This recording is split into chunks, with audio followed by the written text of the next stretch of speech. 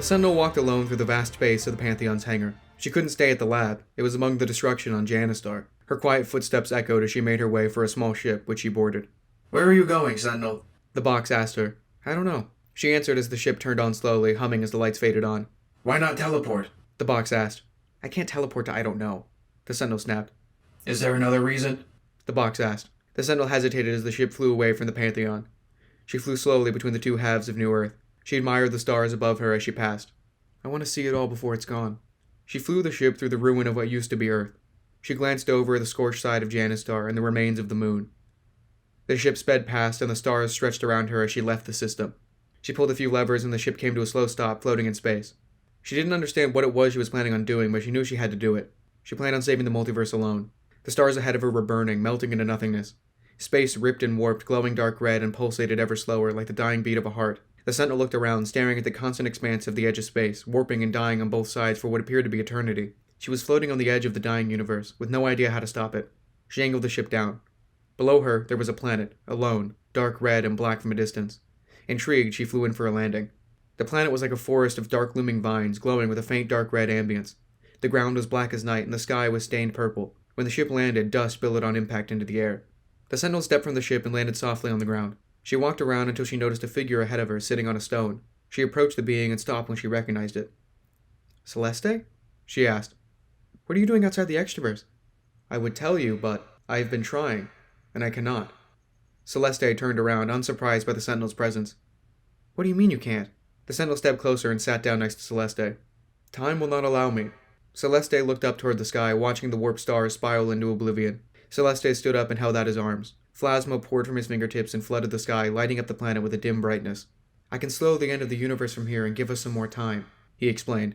"Why?" the Sentinel asked. "I, the Plasma Master, was half responsible for creating the multiverse. I think it is my responsibility to keep it from ending." Celeste turned his featureless head. "Half responsible?" the Sentinel asked. "That is what time will not allow me to explain. You do not know everything, Sentinel. Neither does Vax, nor does the Paradox Master, nor even life or death." Celeste sat back down. "There is something more sinister happening on this planet that I cannot disclose at this moment." Celeste grumbled. "I'm sorry, but you must leave." "Time isn't here, can't you just tell me?" the Sentinel asked. "Time is everywhere." Celeste looked down. "You cannot escape time, nor manipulate her." "I have a time machine," the Sentinel argued. "A time machine that works because she allows it." Celeste turned. "Time picks no allegiances. Stay on the good side of the Extraverse, do not break any laws of physics or the like, and time will allow you to use her." "But I broke the multiverse. Why would she still allow me to travel time?" she asked Celeste. "Curious, is it not?" Celeste looked toward the sky. "It is almost as if you have done nothing wrong at all." "What are you saying?" the Sentinel asked. "Do not take what is happening at surface value. Look deeper, and only then will you find your answers. I cannot tell you what is truly happening, but I can inform you that what you think you know is not the full truth. I hope that you will be able to discover that truth on your own accord. Good luck, Sentinel, but you must leave now." "Why?" "As I said, something more sinister is happening here than you realize." The box nudged against the Sentinel, and she flashed away. Weeks later, there was still no sign of Ray. The universe's collapse had halted, and Celeste was still missing from the Extraverse. Although the universe still needed to be saved, some time was bought for the Sentinel's army. The Sentinel herself had nowhere to stay but the Pantheon until Vax stepped in. "Sentinel?" Vax made her way into the waiting table by the elevator in the hangar. The Sentinel made that table her home base, making refinements and adjustments to the box there.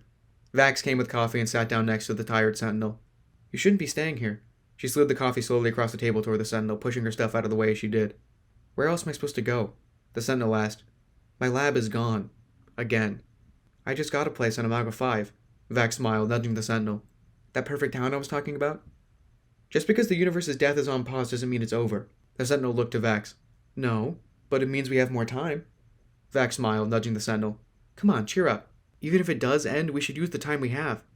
There's no point in waiting." The Sentinel cracked a smile. "Yeah, I guess that's true." "I heard you talked to Foxtrot recently." Vax leaned against the Sentinel. The Sentinel put down her coffee after a sip. "He's got his priorities straight now." "I hope." The Sentinel scanned over Vax's face. "Can't wait until this is all over." Vax smiled.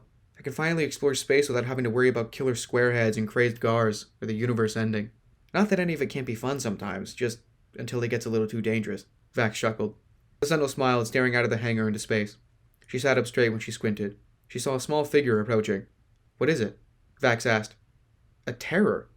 The Sentinel leaned forward. I think. She stood up from the table, and Vax followed her. They made their way to the edge of the hangar as a single terror entered. Hive? The Sentinel asked. 2. The terror answered. What do you want? The Sentinel asked. We have information to relay. The terror's voice swam through the Sentinel and Vax's mind. Information you might find vital. What is it? The Sentinel asked. Regarding Ray. The terror floated further into the hangar. He's meddling with time, traveling through it, and doing things in other instances of time. This is old news, Vax said. We knew he went back to before the Galactic War. It was Quinn and Nick's job to stop him. He's done more than that, the terror explained. He can't change the past, the Sentinel said. That's a paradox. He isn't changing it. The terror spoke. No, the past you know was shaped by him from the start. Impossible, the Sentinel argued. Remember. The terror outstretched his tentacle and touched the end to the Sentinel's forehead. She closed her eyes as a memory flooded in. The sands of Iliospherium II came into view. The Sentinel's fifth incarnation stood there after Rogar's rampage had wiped out the Gars. The fifth Sentinel looked down at the ground. He picked up a broken remote with only a singular red button and examined it. 5 knelt down, feeling the dirt, letting go of the remote. He stared off in the distance. He thought he saw a figure standing in a cloud of dust. The figure's coattails blew in the wind, and in place of its head was a rectangular helmet. 5 blinked, and the figure was gone. The Sentinel opened her eyes as the memory faded. She gasped for air and stumbled back. Vax held her for support and helped to keep her up. What does this mean to me? How does this help? The Sentinel asked angrily. Maybe if we can help you find his motive, you can more easily defeat him. The terror suggested. He has no motive. The Sentinel stepped forward. He's insane. All right. The terror agreed. But if you do ever need our help, we are near. The terror backed up into space and vanished slowly. Do you think the Paradox Master knows anything about this? Vax asked the Sentinel. You did say it would be a paradox if we changed anything. I'd rather not ask him. The Sentinel looked at Vax. Why? For personal reasons? Vax lightly punched the Sentinel in her arm. Come on, this is the universe we're talking about. She smiled. She set down her box and touched the top panel. In a swirl of white, the 2 of them appeared in the Extraverse. The 5 thrones sat elegantly in front of them. Celeste was missing, and the empty throne in the back seemed pushed further away. Sentinel? The Paradox Master greeted her. Paradox Master? The Sentinel greeted him. Before the Sentinel or Vax could speak, a flash of light blinded them. They turned around and watched as the door of the Extraverse slammed open. A scared and hurried figure rushed through the door. What? The Sentinel and Vax both stepped back, confused. The Paradox Master smiled at the sight of an old friend. Help! The first Sentinel called for help. His flannel was torn and his hair was more of a mess than usual. How are you here? The Sentinel asked. Probably early into those 5 years from the look of it, the Paradox Master judged. The universe is ending! One screamed. We know this. Time spoke back with quick thought and no hesitation. It isn't his fault! One pointed at the Paradox Master. The Paradox Master's smile faded. Or the Sentinels! One caught his breath. What is this that you speak of? Time acted surprised. That doesn't make any sense, the Paradox Master argued. Yes, Time was quick to agree. It's obvious that I broke it. I broke the cycle, as did the Sentinel. I combined 3 universes together. How would that not break it? Of course it was my fault. Don't try to lift the blame just to avoid future fault of your own. No, you don't understand, One argued. I saw it, he whispered. How? The Paradox Master questioned. I saw him. One stared at the emissaries intently.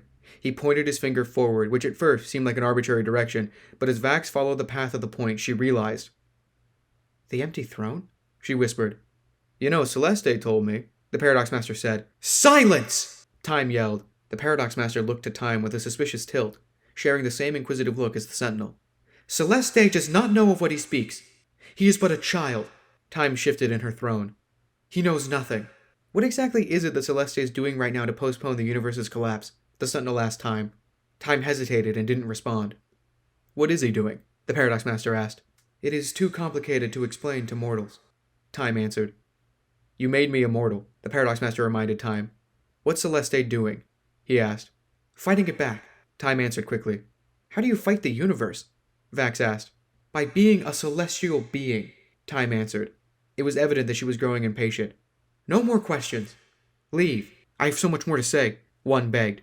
This is something so much more. How do you know this? The Paradox Master asked. I was told by a Dragolupus. One tried to convince the Paradox Master.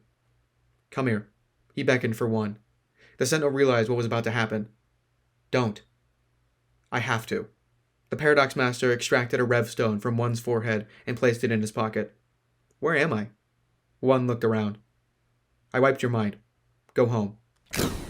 One flashed away, leaving behind a confused Vax and Sentinel and an uneasy Extraverse. Just keep doing what you're doing. This changes nothing, Vida assured the Sentinel. Are any of you going to help with fighting off Ray? We do not pick sides, Time spoke first. Vida interrupted, speaking at the same time as Time. I will help when needed. Time looked down at Vida, and Death gave her a strange look. I am no celestial being, Vida added, glaring at Time. Thank you, the Sentinel nodded. Come on, let's go. Vax urged the Sentinel, grabbing her arm. They both turned around and walked through the Extraverse door. They appeared back in the hangar. So, the Sentinel looked at Vax. You said you got a place in Amalgam 5? She asked. Vax smiled and hopped up once in place with joy, squeezing the Sentinel's arm. Come on. The two of them flashed away.